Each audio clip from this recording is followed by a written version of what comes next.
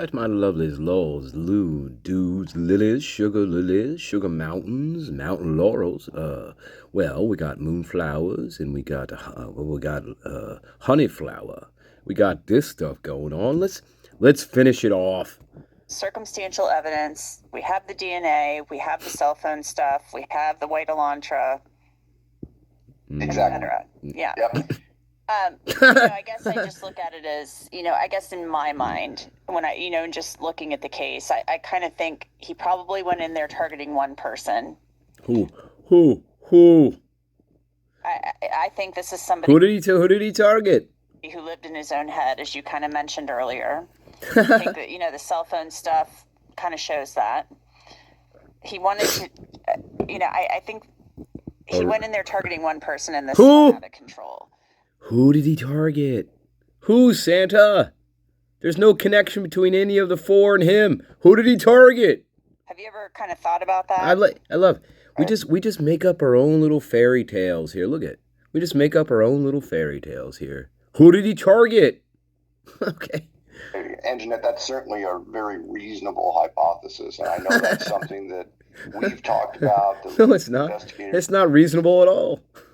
Talked about. Whether it's 100% accurate, I don't know that we'll ever know. Evil Santa. Look, in order to get back into my good graces, whatever, I want the shark. So maybe, you still be evil Santa, but at least I have a plushie shark that you don't deserve.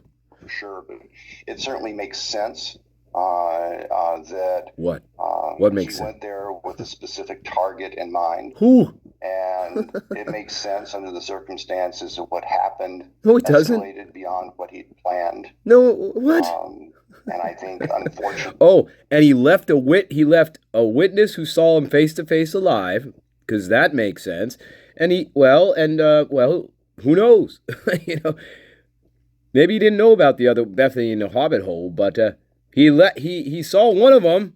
Fortunately, that's why at least two that makes sense. Ended up being killed. Sure. What? Oh, wait a minute. But there was a witness, Mr. Evil Santa. And why didn't he unalive her? Oh, that's right. Because they were her friends. Okay. Whether we can know that for sure. Yeah. I don't. You don't know anything for sure. But your thought analyzing the evidence certainly makes sense. It's a viable theory. Do you believe, I've seen Lieutenant Gilbertson quoted as saying that maybe Xana overheard something. Maybe. Went up the stairs and maybe went up the stairs. Sadly. Oh, maybe this, maybe that. Hey, we have a lot of maybes we can create here. The problem is they're not facts. Okay, we have tons of maybes, don't we, Santa? Evil, but we have no facts. In fact, the only people who have the facts are your prime suspects, and one of them is Dylan. She has the facts. Encountered this monster and then ran down the stairs. Oh, just ran down the stairs, and that's how things unfolded from there. Do you and now, are you going to talk about why he saw Dylan and didn't do anything to her? Angenette, come on now. Let's not leave out some big pieces of the puzzle here. Come on. Let's hear That's what likely happened. Well, we certainly know. What do you from know? The evidence that Xana was up at the time that this was going on. She had You don't know that. received a DoorDash delivery. There's no proof of that.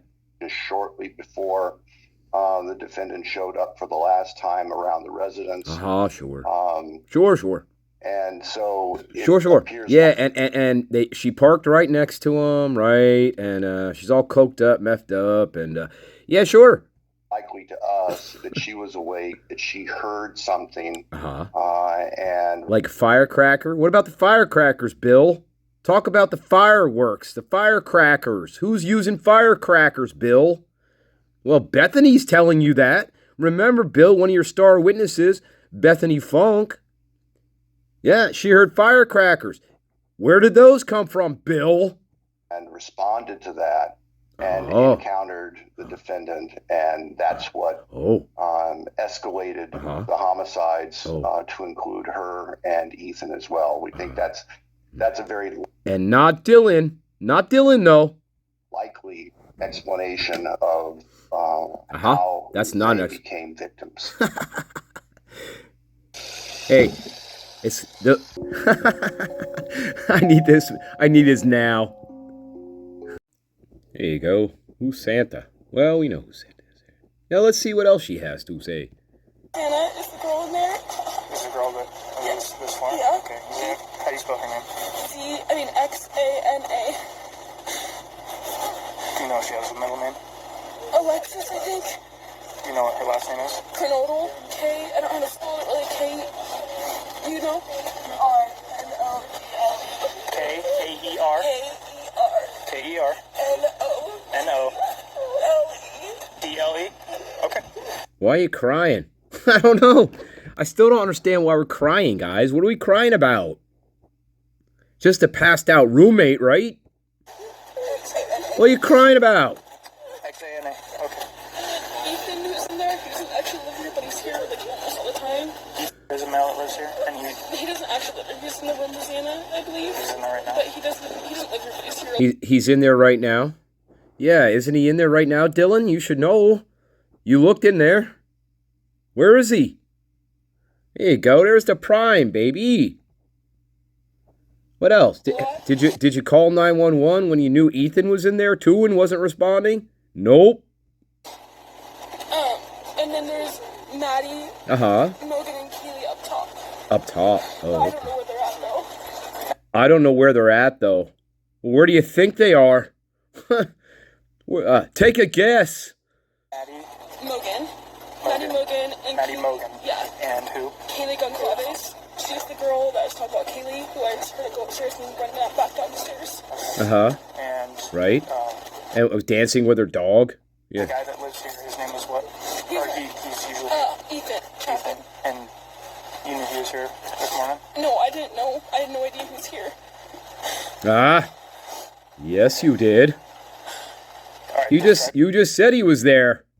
Describe the guy that you saw. I don't think he was a little bit taller than me. And I didn't really see much of him, but I'm almost positive he was wearing a full black outfit, and he had almost positive this mask that was just over his forehead and over his mouth, and he didn't say anything to me at all. I just shut the door and locked it because I didn't. Wait. I just shut the door and locked it because I didn't know what else to do. Did you call 911 then, Dylan? No. You didn't know what else to do. And then 8.5 hours later, I still didn't know what to do. Okay. So I called my friends over. Okay. And I think he went out like the sliding door in the kitchen. How do you know that? You locked yourself in your door. You locked yourself in your room. You don't know where he went, do you, Dylan? That goes out to the backyard. Right, guys? And then I didn't know anything else, so I called and I was like, I just need to come downstairs and find you because I don't know where anyone else is. I don't know where anyone else is? Well, gee, where do you think they are? They're in the house. Guys, again, if this was a real investigation, okay, she would definitely be in the car going down bye-bye to the station along with Bethany, along with Hunter. They all would have been in the cruiser separately, okay? Because this story is, again, it doesn't make any sense. She's blatantly lying. This is totally, we all know this. And I called Maddie, I called Dana, I called Haley, no one would answer. And then you called 911, right? When nobody was answering you because you're so scared. You called 911. Nope. Yeah, right. Because that's how normal 19-year-old adult females act. Right, guys? Well, yeah, normally they would know how to act, but in this situation, because she's a participant, or at the very least an accessory to the crime, of course she didn't call 911. We have to clean up, for Christ's sake. Rosina, do you know how old she is? She's 20. You know that, at least. She in house? Yeah, not anymore. Okay. She's a student at UVI? Yes.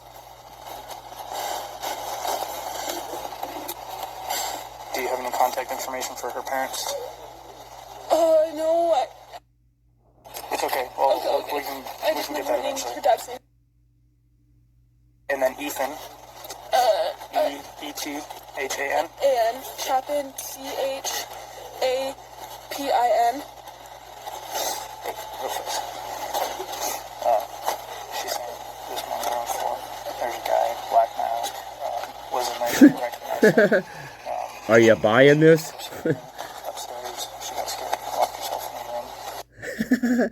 And they're like, and then she called 911. This guy's like, okay, and then she called 911, right? No, she didn't.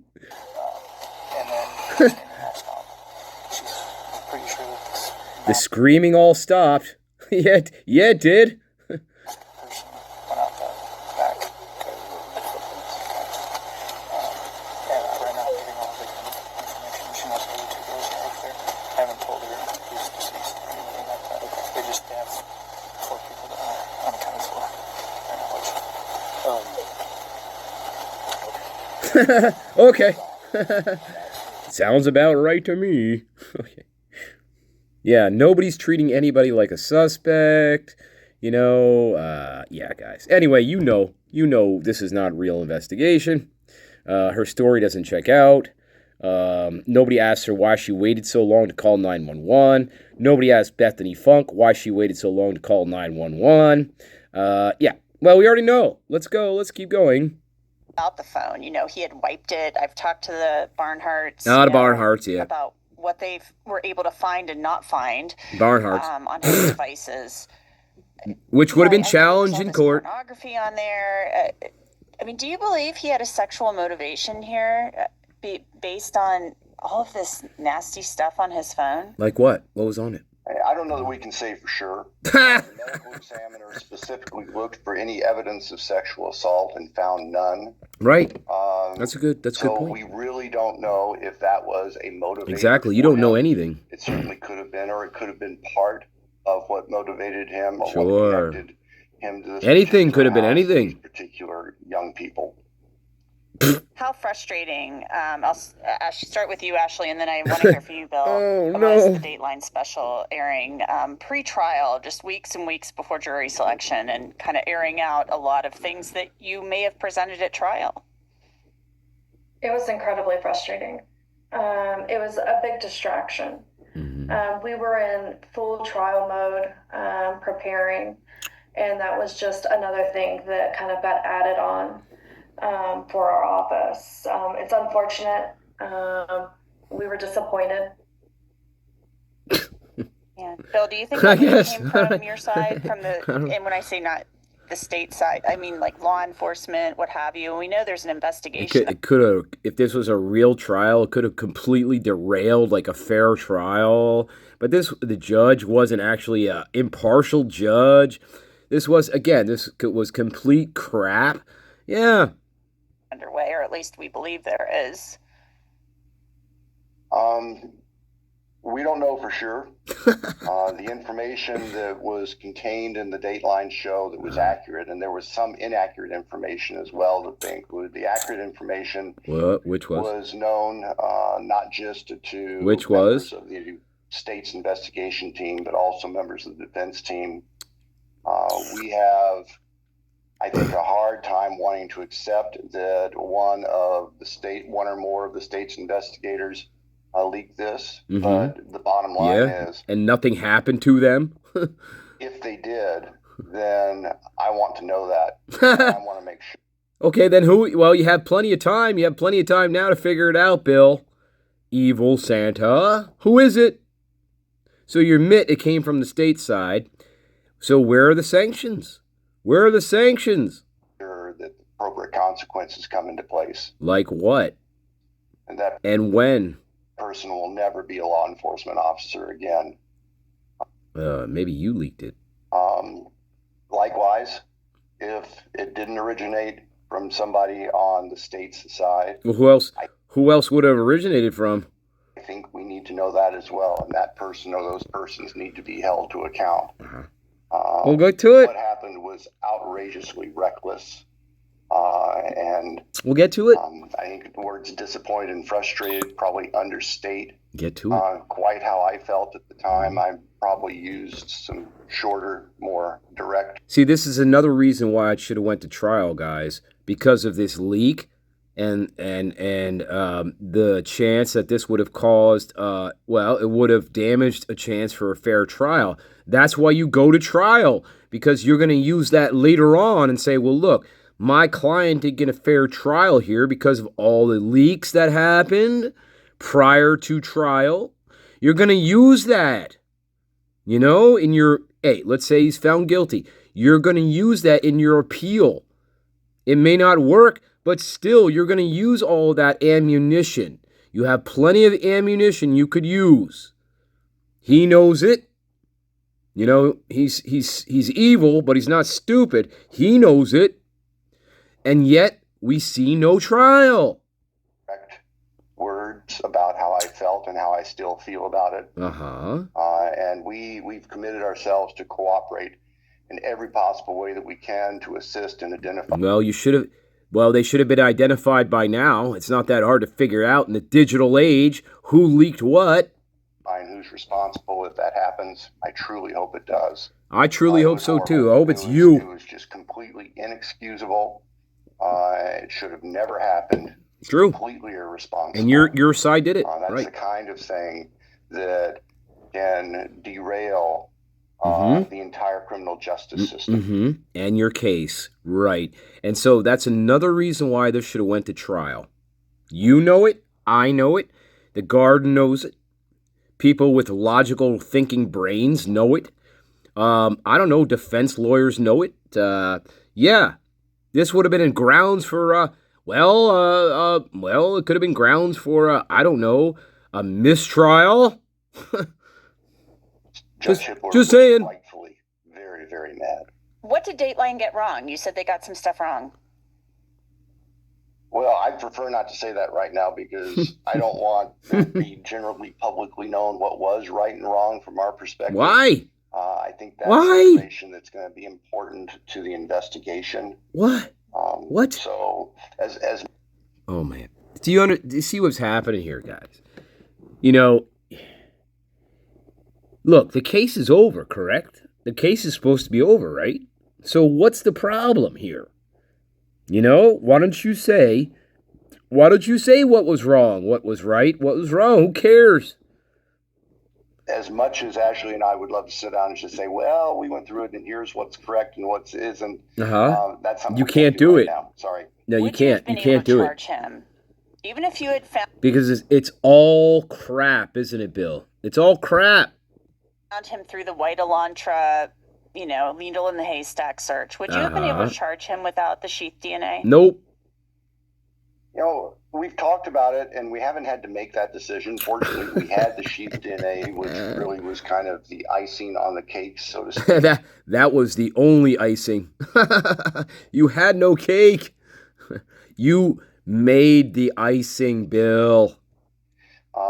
You'll notice that we did not file charges, though, until we had at least a preliminary DNA match with the paternal DNA from the trash pull that the FBI conducted and the cotton swab that came back from the lab as having the DNA of the father of the person whose DNA... Okay, and then why didn't you do the exact same thing with the actual blood evidence that you had? Why didn't you do that with the blood evidence that was found inside the house that didn't match Brian Kohlberger? Why didn't you do that? It didn't match the victims, and it didn't match him. So why didn't you do the exact same thing? Trash pulls, going on genealogy websites. Why didn't you do the exact same thing? Why? DNA was on the sheath. That was what put us over the top for feeling comfortable filing charges back in December of 2022.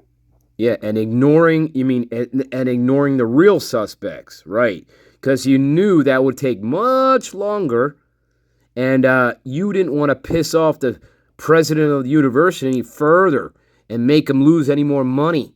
Yeah, that's my opinion, love. Well, we all know that, once love. we had the defendant in custody, we all know it. Obtained a direct DNA sample from him and had the positive match. We knew we had our person. Now that Bryan Kohberger has admitted to committing the murders and waived his appeals, the focus can now shift back to the victims when it comes to discussing this case, rather than future court dates and trials, evidence, and potential. What else there to discuss?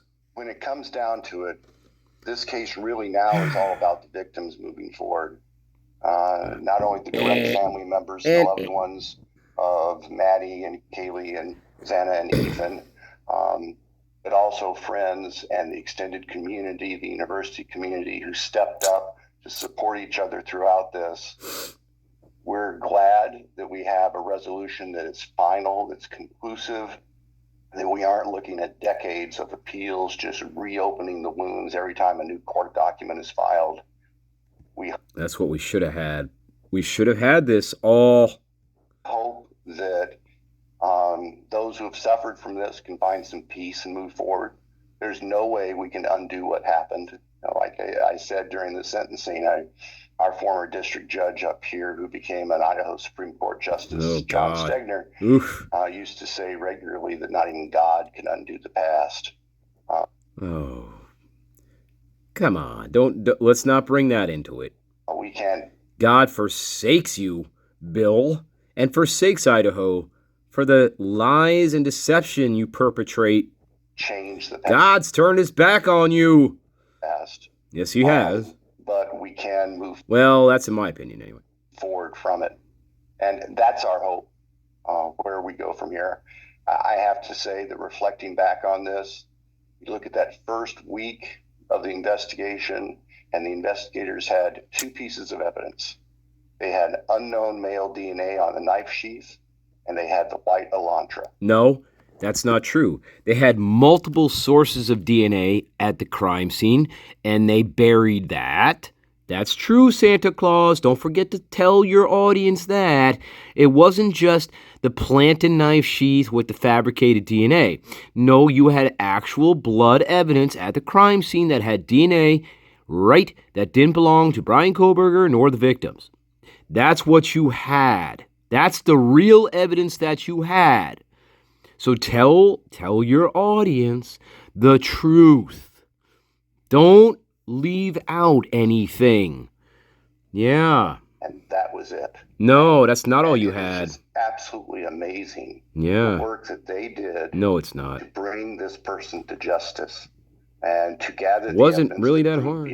It wasn't that hard when you fabricated it. A reasonable doubt that he committed these horrible crimes. Bullshit. That is truly impressive. Something I'll never forget. Oh, I bet. Were you ever worried, though, about going to trial? Like, that maybe there would be somebody on the jury that would, I don't know, were you concerned at all? Because... Yeah, I would have been. Maybe you had no case? See it that way. I mean, I don't know. They were going to go Let's to see. planted evidence route, yeah, Bill? Huh? There's always a gamble going to trial. That said... And Ashleyyy can attest to this as well.